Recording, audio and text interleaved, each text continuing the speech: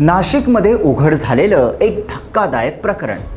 भविष्य सांगण्याच्या नावाखाली कॅप्टन खरात या वासनांद भोंदूबाबाचे महिलांवर अत्याचार, 58 पेक्षा जास्त अश्लील व्हिडिओ आणि थेट राजकारणापर्यंत पोहोचलेलं कनेक्शन. आणि या सगळ्यात सर्वात मोठा ट्विस्ट म्हणजे राज्य महिला आयोगाच्या अध्यक्षा रुपाली चाकणकर यांचा राजीनामा.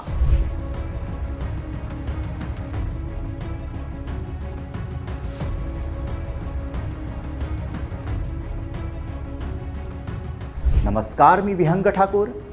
कॅप्टन खरात या भोंदूबाबाचं नेमकं प्रकरण आहे तरी काय?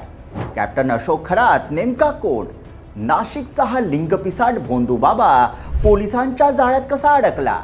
तथाकथित कॅप्टन खरात बाबाशी रुपाली चाकणकर यांचं कनेक्शन काय? आणि या प्रकरणाने राज्याचं राजकारण इतकं का तापलंय? चला स्टोरी समजून घेऊयात. नाशिकमधील कॅनडा कॉर्नर परिसर इथे बसून तंत्रमंत्र आणि ज्योतिष सांगणारा एक व्यक्ती, कथित कॅप्टन अशोक खरात, राजकारणी, सेलिब्रिटी, मोठे नेते, सगळ्यांमध्ये त्याची ओळख होती. एकनाथ शिंदे, राधाकृष्ण विखे पाटील, जयंत पाटील आणि सुनील तटकरे यांच्यासह अनेक बड्या नेत्यांचे त्याच्यासोबतचे फोटो समोर आले.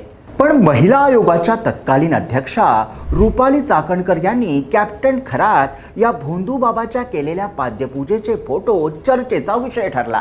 रुपाली चाकणकर यांचे कॅप्टन खरातशी जवळीक साधणारे आणखीन काही फोटोही प्रसिद्ध झाल्याने चर्चेला पेव फुटलं. कारण महिलांवर अत्याचार करणाऱ्या नराधमाला चाकणकर गुरुस्थानी मानत होत्या. पण 17 मार्चला एक तक्रार दाखल होते आणि 18 मार्चला पोलीस वासनांद भोंदूबाबा कॅप्टन खरातला अटक करतात. आणि इथूनच महाराष्ट्राच्या राजकारणात खरा भूकंप सुरू होतो. मग ही तक्रार नेमकी काय होती? एका 35 वर्षीय महिलेने आरोप केला की तंत्रविद्येच्या नावाखाली तिच्यावर अत्याचार करण्यात आला. पोलिसांनी यानंतर छापा टाकला आणि जे समोर आलं ते आणखीन धक्कादायक होतं. पोलिसांना एक पेन ड्राईव्ह सापडला. त्या पेन ड्राईव्हमध्ये तब्बल 58 अश्लील व्हिडिओ होते आणि चौकशीत पुढे समोर आलं हे आकडे 100च्या पुढे जाऊ शकतात. या व्हिडिओमध्ये महिलांवर ऑफिसच्या केबिनमध्येच अत्याचार होत असल्याचं दिसतंय.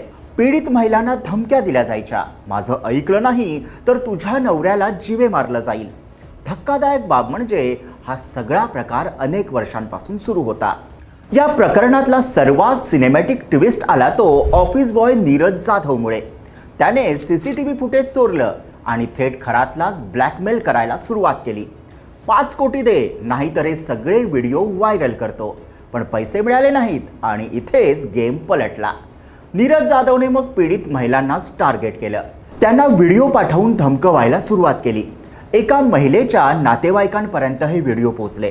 घटनेचं गांभीर्य त्यांना लक्षात आलं आणि शेवटी पोलिसांकडे तक्रार दाखल झाली. आणि इथूनच उघड झाला कथित बाबाच्या नावाखाली लपलेला कॅप्टन खरातचा संपूर्ण कारनामा.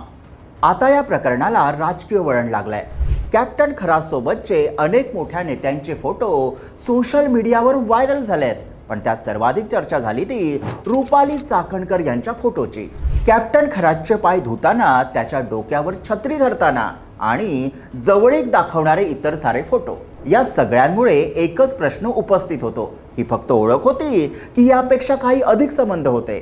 दरम्यान सुषमा अंधारे यांनी पुढे येत थेट आरोपांची सरबत्ती सुरू केली.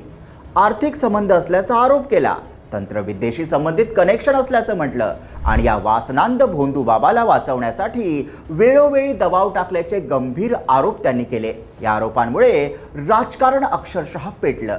या प्रकरणात सुषमा अंधारे यांनी आणखीन धक्कादायक दावे केले. त्यांच्या मते सोमवती अमावस्येला तंत्रविद्या केली जात होती. अनामिका कापल्याचाही गंभीर आरोप त्यांनी चाकणकर यांच्यावर केला आणि ही माहिती पीडितांकडून मिळाल्याचा दावा त्यांनी केला. याचबरोबर काही फोटो दाखवत अंधारेंनी थेट प्रश्न उपस्थित केले. दरम्यान अजित पवार गटातीलच काही नेत्यांनी रुपाली चाकणकर यांच्यावर कारवाईची मागणी केली, तर काही नेत्यांनी त्यांना क्लीन चिट देण्याचाही प्रयत्न केला. यामुळे हा वाद आणखीन चिघळताना दिसला. प्रकरण वाढतच गेलं, दबाव वाढत गेला.